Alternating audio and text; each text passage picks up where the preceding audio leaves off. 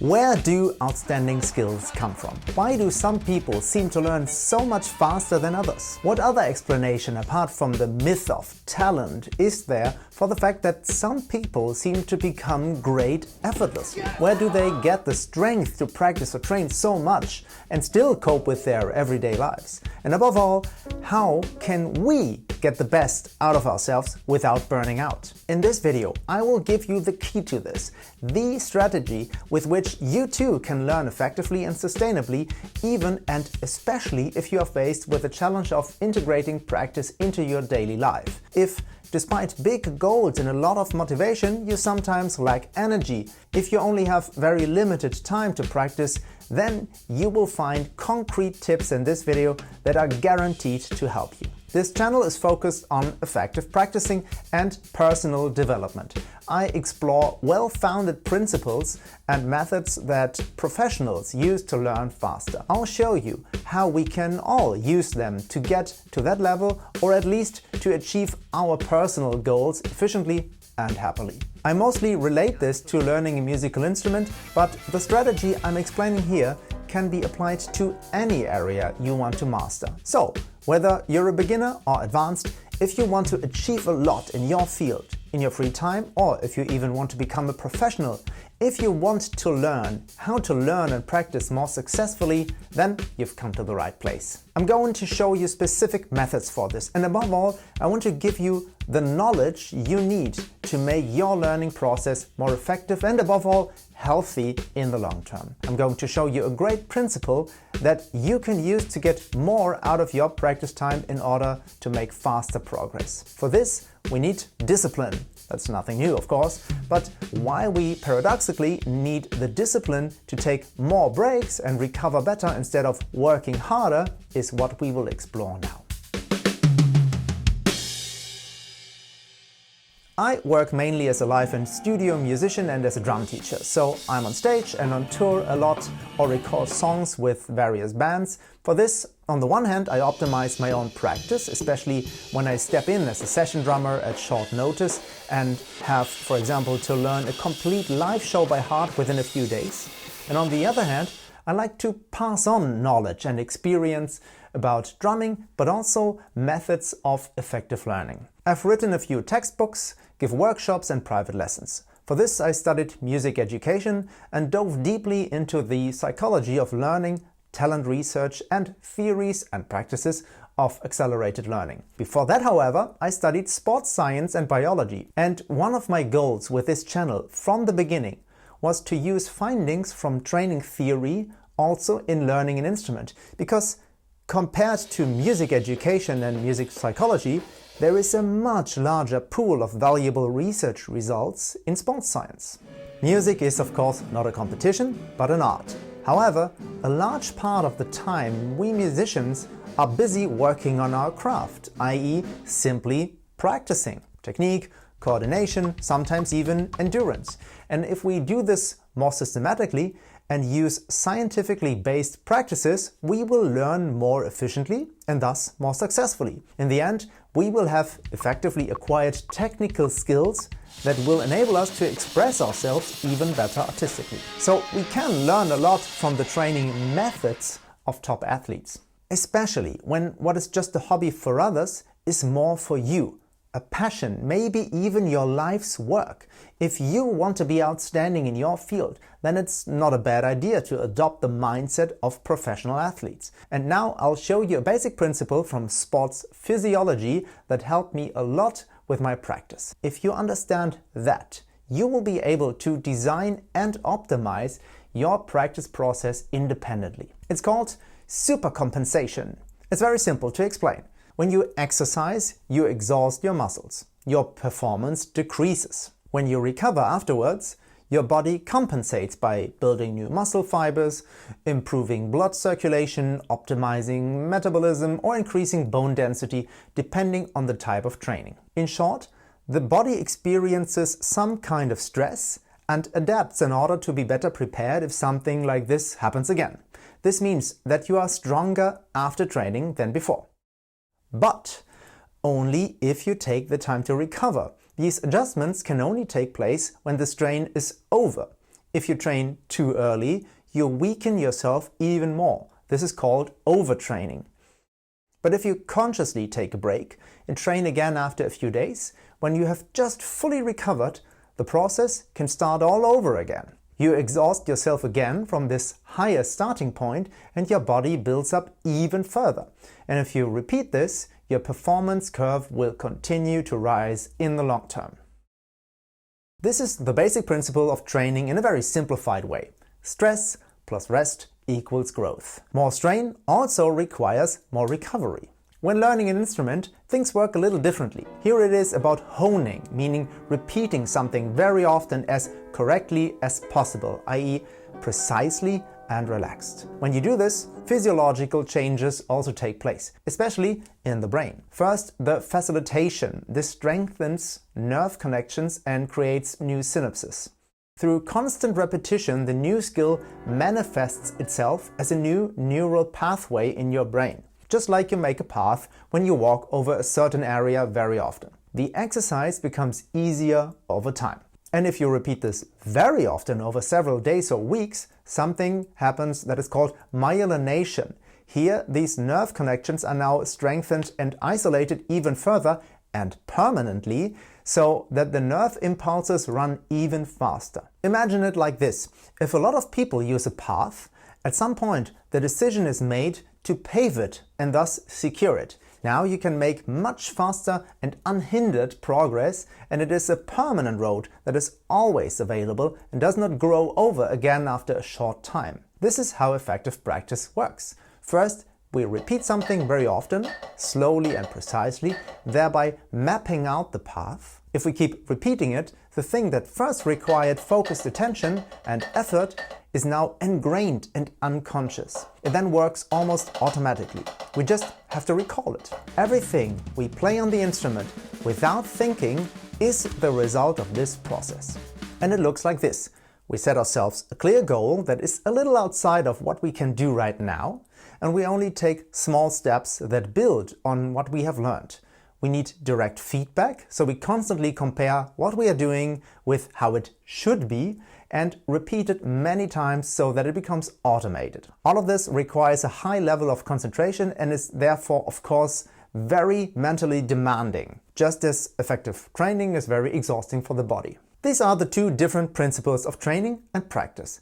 But one thing is the same in both. Because they are so exhausting, we need recovery for the best effect. What you have acquired must now be processed. The great thing is that this happens all by itself, just like with eating. Digestion takes place on its own.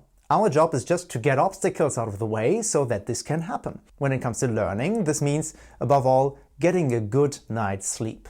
What you've just learned is only consolidated in deep sleep, meaning stored in long-term memory. In addition to your concentration, practicing also exhausts your willpower, which is also limited but recharged during sleep. So, good sleep ensures your learning success and creates the conditions for the next practice session. Sleep is one thing, but we can do more. We can only really practice in a concentrated manner for a few hours a day.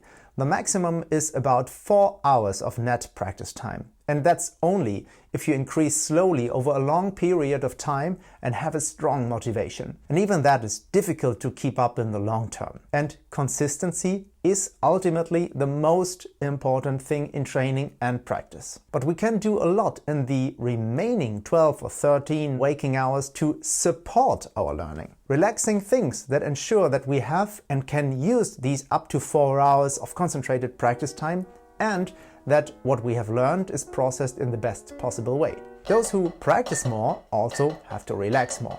Only a balance ensures long-term success. But how about if we use the knowledge from learning psychology and training science to learn to practice more effectively and then also to regenerate more effectively? And here we want to learn from top athletes. They may also train only 4 hours a day, but they go a decisive step further and use recovery just as targeted as exercise and apply sophisticated methods not only for training but also for regeneration, optimizing nutrition, sleep, using mental training or meditation, and so on.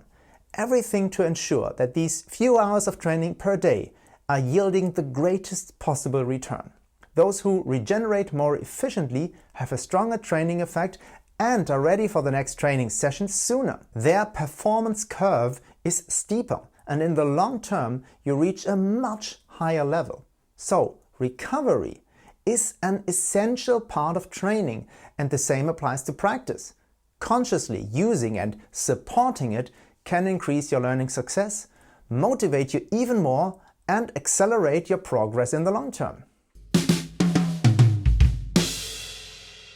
I came across this principle a few years ago during a phase in which I practiced a lot and tried to do it more effectively and also optimize everything around it. Unfortunately, over time I developed a mindset that I could force my progress with the right methods, hard work and discipline. So I was constantly putting myself under pressure. Fortunately, that was also the time when I started meditating regularly. As a very creative person who wants to achieve something but struggles with the symptoms of ADHD, it helps me a lot to stay centered and work and practice more focused. And in a guided meditation, the phrase came up that you should simply give your subconscious the chance to do its work. And that sentence opened my eyes to this important principle, because that is what we do when we learn. We feed our brain with the best possible signals and it will digest them all by itself. We don't need to do anything for that. We must do nothing for that. In other words, relax and completely unwind.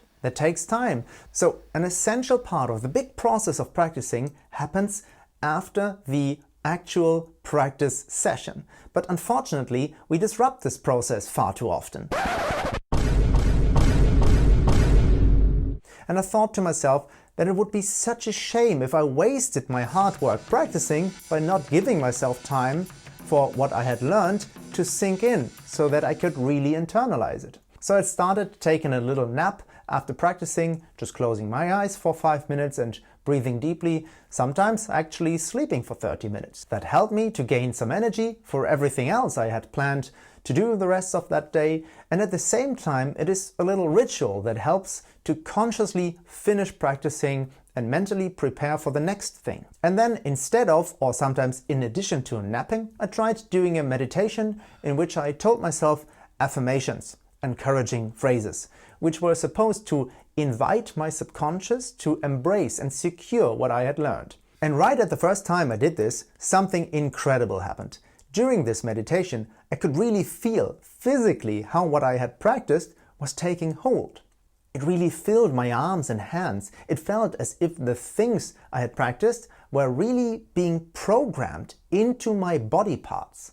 I know that it doesn't work like that, of course, but my subconscious told me very clearly through this feeling that I was doing something very valuable. I could feel that an initial processing was already taking place. Sometimes there was a real click moment when I took the time to go through what I had practiced in my head again.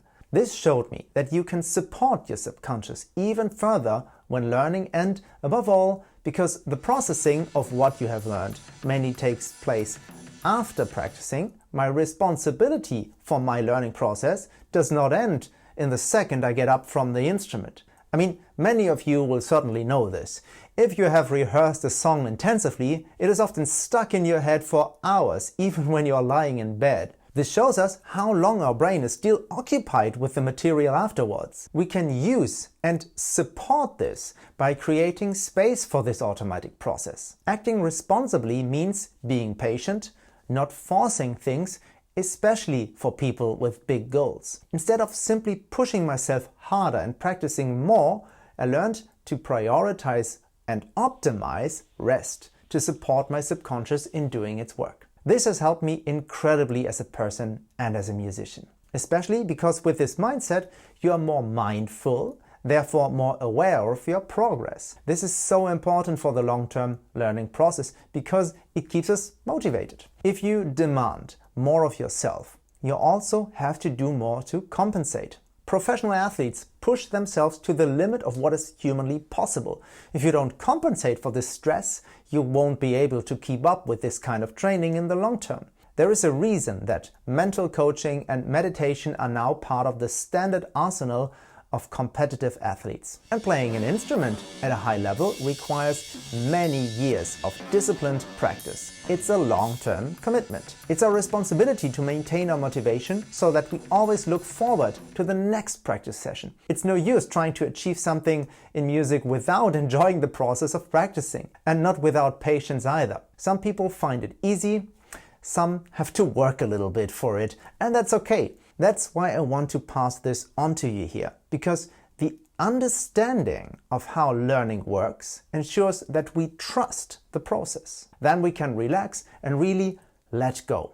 Don't do more, just let our subconscious do it. Of course, sometimes we have bad days too. This is precisely where trust is crucial. We simply have to remain consistent, send the right signals, and recover even if we feel like we are not making any progress. If things are not getting better, we often push ourselves even harder because we think we must end on a high note. Yes, I know I need to recover, but it can't be that this won't work anymore.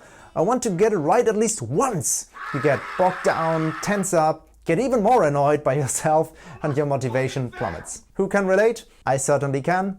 By applying too much pressure, we practice the wrong thing because we are tense. Remember what I just said. What we repeat gets ingrained. This includes incorrect technique and even negative emotions and thought patterns.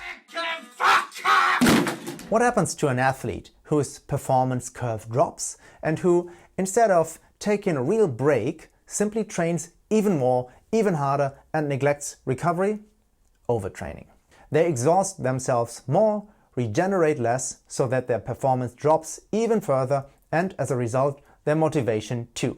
A vicious cycle. Then the only thing that really helps is to gain distance and recover fundamentally. But if you instead get even more stubborn, take yourself and your work too seriously, and try to outsmart your motivation with everything from caffeine to performance-enhancing substances, and force yourself to work beyond your natural limits, you end up in burnout. Especially when things aren't getting better, you can gain the most from recovery, even when you're under time pressure. Especially then, if something that worked before doesn't work anymore, you're getting the clearest possible signal that you're too tense. Let go and trust in the principle of learning, and trust that your subconscious is showing you very clearly with this exhaustion what you need right now. A plant doesn't grow any faster if you pull on it. Rather, you're more likely to harm it. If you're at a point like this, true discipline is to accept that taking a break now will be the best investment in the long run. Now it's time to reduce the pressure you've put on yourself, gather strength, regain your motivation, maybe solve completely different problems that are weighing you down or blocking you, and then start practicing again with new joy and a sustainable concept. That was the basic strategy. Now I'd like to give you concrete tactics, i.e. the most effective methods you can use to implement this and create the best foundation for your practice process. The first tip is, of course, take lots of short breaks during your practice session. Very important, take breaks before you need them. Otherwise, your concentration will quickly be completely exhausted. If you practice with great focus, you need a short break every 15 to 20 minutes to maintain your energy and to process a little of what you have practiced.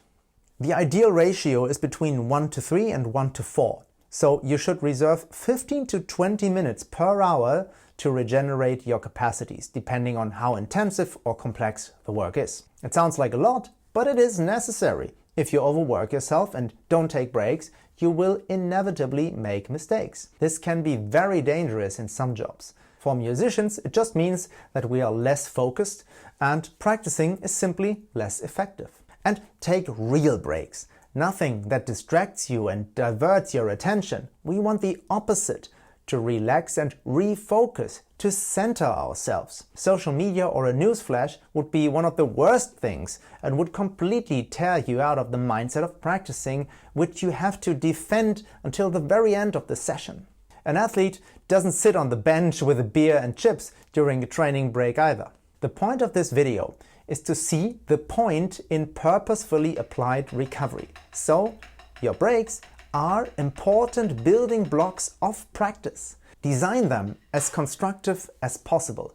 Briefly reflect on what you have just practiced, take a deep breath, maybe go outside for a bit, move around, stretch briefly to release tension, then refocus and carry on. Your brain is like a sponge. It absorbs knowledge and skills on its own, but only if you always alternate between tension and relaxation. To compensate for the high level of concentration during practice, you can and should let go for a short time and let your thoughts wander. If you have little time and want to practice as productively as possible, here is another great method with which you can efficiently integrate the benefits of relaxation into your practice. Use active breaks, like in circuit training in sports. You train one muscle group in several sets, and in the breaks you train a completely different one. You keep moving, but there is variety, so it's not as tiring and you use the time really effectively. So if you want to practice two things, you work on one for a few minutes and then on the other for a few minutes. That way you stay constantly active, but part of your nervous system is always in rest mode and can already process a little bit. So if you return to the topic after a few minutes of active break, it often works a little bit better. It can be great fun to practice like this. Take a longer break every 30 to 40 minutes maybe, and use a timer so you don't overdo it. If you only have a limited amount of time, you can divide it up well with this method. So it's a great synthesis of time efficiency and effective learning because you combine relaxation and repetition. Please don't confuse this with multitasking. This would mean jumping back and forth between two completely different tasks, which is more confusing and demonstrably less productive. And they shouldn't be too similar either, because otherwise you'll mix them up. So don't practice two hand techniques alternately, for example. A good application would be that you want to practice a song and you alternately play the song all the way through to learn it by heart and hone a technique that you need for this song. Secondly, especially if you can't practice until later in the day, for example after school, university or work, you should take time to briefly gather strength and above all to mentally switch gears, as practicing requires a different inner attitude than most other tasks. So in addition to relaxation, this is also about giving yourself time to change your mindset, to prepare your awareness for the new skills you want to acquire. This is also part of our responsibility and ensures that the new information is better absorbed. When it is already later in the day, maybe you don't want to waste any time and want to start as quickly as possible. The problem with this is that you bring this time pressure into your practice. Your mind may still be elsewhere, and even if you save time, you cannot use it optimally. In addition, your energy will quickly be completely drained and practice will be less effective. Especially if you are exhausted, you will benefit more from taking a short break and mentally preparing yourself for practice. The same applies after practicing, of course. Firstly, for the reasons already mentioned, so that what you have learned can sink in.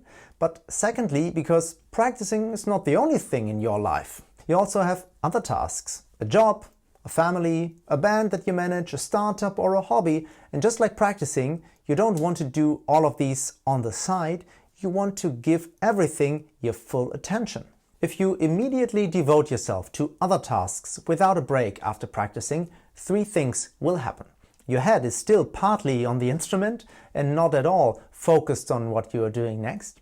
Part of what you have worked on is simply lost if you don't take time to reflect and let the progress settle. That would be like dropping everything after exercise and lying down on the sofa with a piece of cake instead of doing a cool down and having a protein shake. And you get tired and unfocused very quickly, and you can't give your full attention to whatever you do next. An incredibly valuable practice that helps us here is meditation. Some people may be skeptical because it sounds like a lot of effort or they associate it with spiritualism, but meditation is extremely simple and well researched. It is proven to be healthy and aids learning. You don't need anything for it. You don't have to join mystic circles or light incense sticks. It can be enough to sit down for 5 or 10 minutes and do a short mindfulness meditation.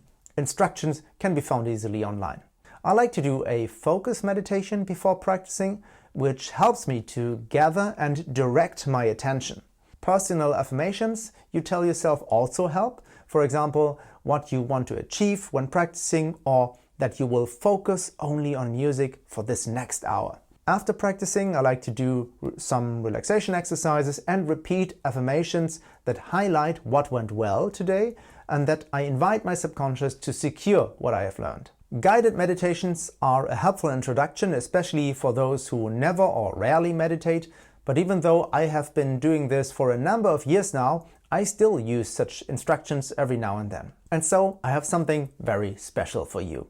I personally produced 2 guided meditations that a friend of mine, who is a native English speaker, recorded for me. I developed them with the help of my friend Sebastian Quirnbach, who is a psychologist, hypno coach, expert in music education and a drummer himself. We have incorporated the most important findings from this video into it. They are intended to help you to use the positive effects of relaxation and at the same time support your subconscious in securing your growth. One is for mental preparation before practicing, to get your mind ready for learning so that everything falls on fertile ground from the first second. The other is for processing and recovery after practicing. Think of them like the pre-workout shake that gives you energy and the protein bar after exercise that ensures your training success. You can use it to frame your practice session perfectly. You can find them as a YouTube video, but in the description there's also a link where you can download them as audio files for free. Here's a reminder for those of you who have already tried meditation and are disappointed. You get the best effect through regularity. Again, as with exercise, you will definitely get the positive effects on your health or your appearance through consistency, even if the individual training session is not so good. And meditation also becomes more effective over time. That means the positive influence on your concentration and your practice success will become even greater over time if you are patient and practice meditating. I would also like to recommend a general so-called mental hygiene. On the one hand, I'm simply referring to switching off completely and thinking about something else. This is good so as not to disturb the unconscious processing of what you have learned, and also simply to recover from the pressure that we often put on ourselves. Especially when you want to be successful, want to get far, your thoughts often revolve around what else you could or should do to achieve this. This doesn't help. We are just getting in our own way. So calm down and distract yourself. This is not a weakness, quite the opposite. It is also a form of discipline. And on the other hand, when fears or negative thoughts arise, we should counter them with positive thoughts and optimism. We can achieve this through certain types of meditation, through affirmations, good books, but also through therapy or coaching sessions. Inner peace, clarity, and positive goals that you are working towards are the basis for your motivation. And time in nature has also been proven to help. Fresh air, daylight, and lots of greenery, hardly anything is as good for us. Even houseplants and beautiful, calming nature scenes as pictures help to reduce stress levels. Try to integrate time in nature into your everyday life and leave your cell phone at home, because social media is also the enemy when it comes to mental health. Be it because we constantly see crazy clips from other musicians that tend to demotivate us, or because we don't want to miss anything and present ourselves well online, or simply because it agitates us, especially in the evening, and thus disrupts our sleep. TikTok, Instagram and the like are like junk food for your brain. Meditation, walks in nature, books or uplifting videos like hopefully mine are a better diet for your mind and soul. And with this, to sleep. It is the most important basis for learning in general, to recharge your energy and transfer what you have learned into your long-term memory. And also for mental hygiene, by the way. People who sleep too little or poorly tend to have more self-destructive thoughts. If you have watched this far, you are obviously very determined. And for ambitious people, it's essential to prioritize sleep. If you don't, you're like a bodybuilder who doesn't eat anything after training. Anyone who trains or practices intensively needs to sleep even more than the average person. So defend your at least 7, preferably 8 or even more hours of sleep. And also defend your sleep quality and regularity. Going to bed and getting up at the same time every day, even on the weekend, feels great and gives you an incredible amount of energy. Of course, that doesn't fit into everyone's schedule, but at least try to get close to it. Of course, that means you will miss out on some things. But don't let FOMO distract you. You want to get ahead. You know why you're doing this. You can tell that you're focused on your personal goal when you're sad about the occasional party you miss. If you skimp on sleep, you're undermining yourself. If you sleep less to work more, you won't be able to achieve more in the long term because you'll be less focused and work less effectively. And your body will eventually demand rest. I want to protect you from this crash. The amount of sleep you get is more than half the battle. What constitutes good sleep beyond that is going too far here, but luckily there are great sources on the subject. Reading just one good book about sleep can be an investment for life. But while we're on the subject of parties, one thing that definitely disrupts your sleep and your learning process is alcohol. It's a myth that alcohol, and especially red wine, is healthy in small doses. We wish it did, but science is now clear. Alcohol is harmful from the first sip. And the after-work beer certainly doesn't help your recovery, it actually disrupts it. But I already mentioned balance. If you're constantly holding back somewhere, you're acting it out somewhere else. So relax and treat yourself to something now and then. But reducing your alcohol consumption in both quantity and frequency does wonders for your progress on your instrument because it strengthens your overall health. And if you need alcohol to wind down and relax in the evening, that's a warning sign anyway. Then you should urgently look for alternatives, from walks to yoga to something I've just discovered for myself, the non-alcoholic drinks from 3 Spirit. A good diet also supports you in everything you do. But the topic is too big and complex for a video like this. What I recommend here is a good book like The Diet Compass or a professional nutrition counseling. This can also be an investment in your health and your career that will pay off for years or even decades. For example, I had severe brain fog for years, meaning lethargy, lack of motivation, no focus at all. Then I made a test for food intolerances and knew which foods I should avoid. Since then, I have never had brain fog again. And I think that is a prime example of what I said before. In the 22 or 23 hours that we are not playing the instrument, we can do completely different things that enable us to have this focused practice time in the long term and make it more effective. Taking this test once has ensured that I can practice with much more motivation, concentration, and for longer. But above all, it was simply an incredible improvement in my quality of life. By the way, I also take a supplement called MindLab Pro, a nootropic that is supposed to improve concentration, memory, and mental stamina. Especially at times when I have a lot on my plate or I'm preparing for a tour, for example, and therefore spend up to 6 hours at the drums, it helps me to last longer and learn more. Check it out, maybe it will help you too. The 8th tip is exercise. Wait a minute, this is about regeneration, isn't it? Why is working out part of recovery? Well, on the one hand, you can see it as complementary training. You exercise different muscle groups than on your instrument or at work. You can also release tension that has built up over a stressful day in an intensive training session, and you will be more relaxed afterwards than before. And it is great for mental balance. Many of the professional musicians I know train at home or on tour mainly for their psyche. Jogging is meditative, strength training lifts your mood and both reduce stress. So sport can actually support your mental regeneration and is good for your long-term health at the same time. If you want to see more about this, I have linked a video below in which I interviewed a few of my professional colleagues on this topic for my other channel, Metal Workouts. Those were my most important tips for improving your recovery so that you can optimally develop in your field. Do you have any more? Then please write them in the comments and also tell me where you think you still have the biggest deficits. It would be very interesting to hear about that. Then you know where to start, because as always, it's not about tackling everything at once, but rather taking on the biggest shortcomings first. one thing at a time, and sometimes some other problems disappear automatically as a result. But even if you move the control just a little bit in a positive direction in all areas, you'll gain an incredible amount. Yes, those tips were all very basic. That's exactly the idea. As with the instrument itself, reliable basics get us the furthest in most situations.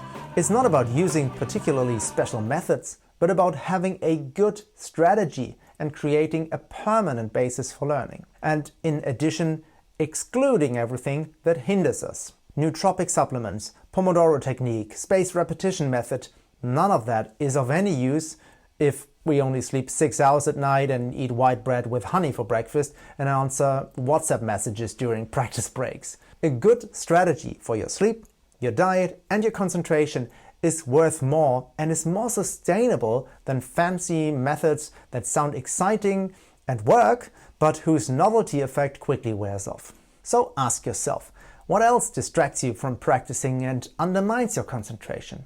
Take stock of your habits and see what takes up your strength. Solving that will release energy in one fell swoop and is worth more than looking for shortcuts that don't exist.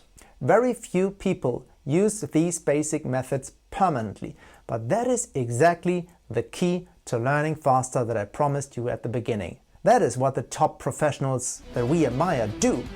They practice with dedication every time and always work on the basics. Full focus, but only on one thing at a time. When they practice, they are fully present, and when they recover to compensate, they recover fully and are completely in this moment. Everything in moderation, alive and balance. Sounds boring? Not at all. Living like this creates the basis for experiencing life deeply. Something that is very important for us artists.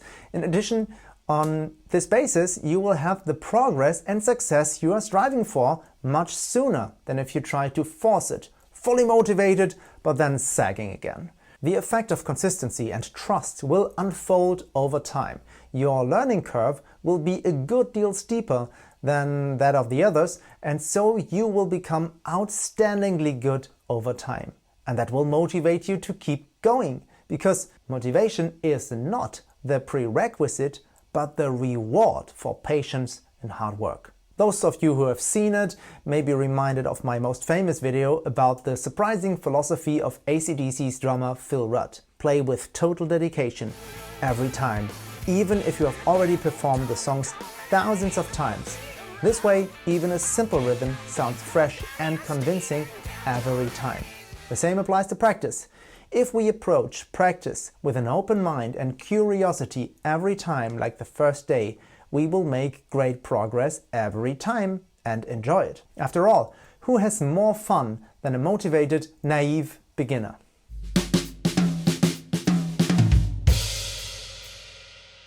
We have to practice to get better at something. And better is better than good, especially if you feel better in the process and because of it. And in this way, we can also improve the practice itself. That is personal development on and through learning an instrument, the topic of this channel. I want to show you how to practice effectively in the long term. Not just practice as much as possible and thereby overdo it, get worked up and frustrated. Because what effect do we want to practice for effectively anyway? To enjoy our progress and to make other people happy with our music. We can only do that if we ourselves enjoy it, if we accept self-care as our responsibility and do not see music as a competition. As we have seen, a degree of planning is required to create the framework for this. Time management methods can help us to organize our everyday lives more smoothly, to complete tasks efficiently, so that more time is left for our creative work. If you gain more energy with the strategy I have shown you here to practice for 10 minutes longer every day, that doesn't sound like much at first, but that's 60 hours in a year. If we consider that you can only practice for a maximum of 4 hours per day, it's as if your year had 15 additional days. And now imagine if you get 20 minutes out of it. You would be 1 month ahead of those who practice less systematically. To achieve this, breaks are not a privilege, but a necessary building block for your practice process. Rest and meditation help you to maintain your strength, give you the opportunity to reflect and thus ensure your learning success and to prepare for the next task that follows. This way, you can integrate practice perfectly into your everyday life. Through practice, we sow the seeds, and when we recover, the ability grows all by itself, like a plant.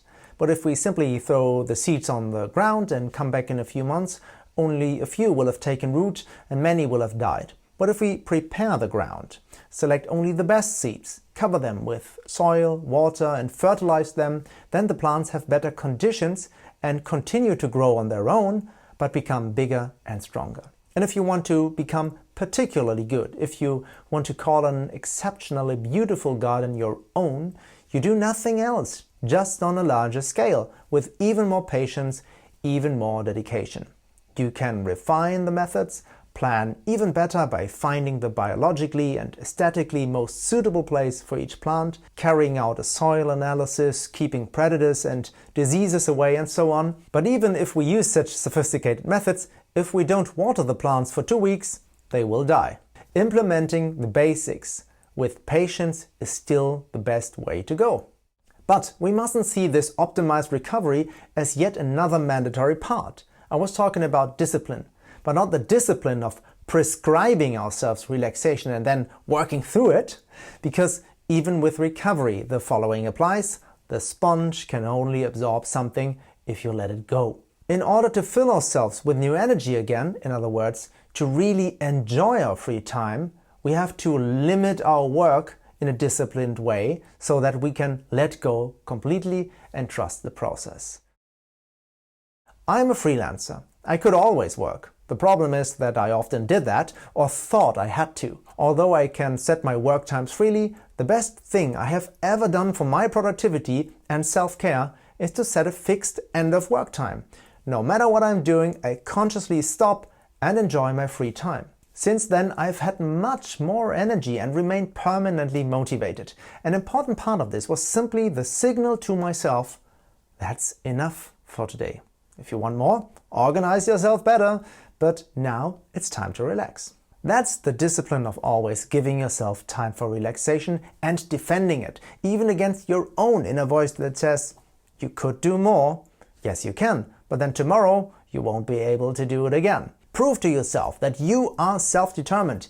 You don't let others or even a particularly loud voice from your inner team tell you what to do. You take the break now and demonstrate your autonomy to yourself. This has been proven to strengthen intrinsic motivation and ensures that you keep an eye on the bigger picture. It is your path that you want to take healthily, because when you feel good, we are proven to learn better, are more creative and make healthier decisions with more foresight. We then also complete tasks in minutes that we would otherwise procrastinate on for hours. So it's a very simple calculation. Self-care saves time at work and gives you more time for nice things. Success doesn't lead to satisfaction. It's the other way around, and that's permanent. We can't learn as well when we're under tension. Or rather, if we do that, we practice being tense. You can only get something out of your practice if you go into it calmly and with curiosity. By the way, completely relaxing doesn't have to mean doing nothing at all. It just means completely letting go of what you are intensively working on. Distraction can often help, especially if you're just having fun. Creative leisure activities can help us to relax thanks to the distraction and the feeling of self-efficacy. I get a lot of ideas for these videos when I'm in the flow of practicing, completely oblivious to myself. Then the pressure is relieved elsewhere and spontaneous ideas come to mind. When you have a new idea that excites you, you unfortunately overwork yourself quickly. Motivation also has its pitfalls. The reason for this is a fallacy of thinking that determines a lot of human behavior, the so-called commission bias. We think that doing something is worth more than not doing something. Instead of reducing stress and recovering, we become even more active in times when we feel like everything is already getting on top of us and we want to tackle everything at once to give ourselves some breathing room. You keep pushing yourself, but productivity continues to drop, and that is frustrating. This can even lead to burnout. It is especially in stressful times that we need this discipline to limit work so that we don't fall into blind activism. If you work more, you are actually just working longer with less return. But we want to be more effective in order to have more time for the nice things or more time to practice. The most healing contrast to this addiction to efficiency and aimless busyness is wasting time. Giving into yourself, recognizing your own deep needs. Anyone who is subject to the commission bias or is even a workaholic really has to learn to do this. A weekend retreat that you prescribe to yourself won't help. Only a change in mindset towards a permanent balance. Anyone who has ever fallen into a slump or become ill after an important exam knows that time pressure does release potential, but at a high price. The stress bill has to be paid at some point. In the long term, the best solution is to consciously limit yourself and build a sustainable routine. No matter what field you want to be a high achiever in, it's a long road. This achievement isn't about fighting your way to the top once in your life. Just to be up there, then you might as well take a helicopter. It's about being out there in the big world for a lifetime, climbing new mountains again and again and enjoying the way up there. That's a fulfilling path. That's why I prefer to say high performer. Being someone like that doesn't mean measuring yourself against external success, but rather building and enjoying a healthy lifestyle and continuous development. Sharing your progress and the joy you get from it with others. And with this mindset, you will inevitably gain achievements, but in a way that is based on self-care. And that also means self-love. You don't just want to have great skills, you want to be someone. It's about an identity you have to live yourself into. If you emulate role models, remember that these people don't just do great things, they are always that person. So if you have idols, ask yourself whether you just want the result, money, recognition, success, or whether you really want the lifestyle that was required to get there. Choose a path in life, not an avatar.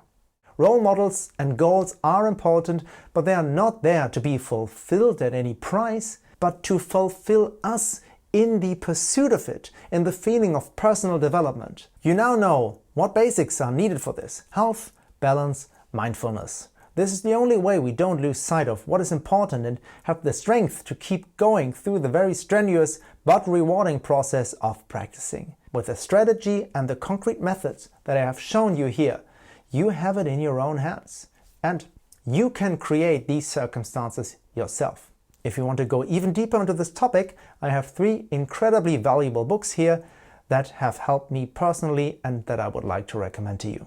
Thank you very much for watching. I really hope that my videos support you on your personal path.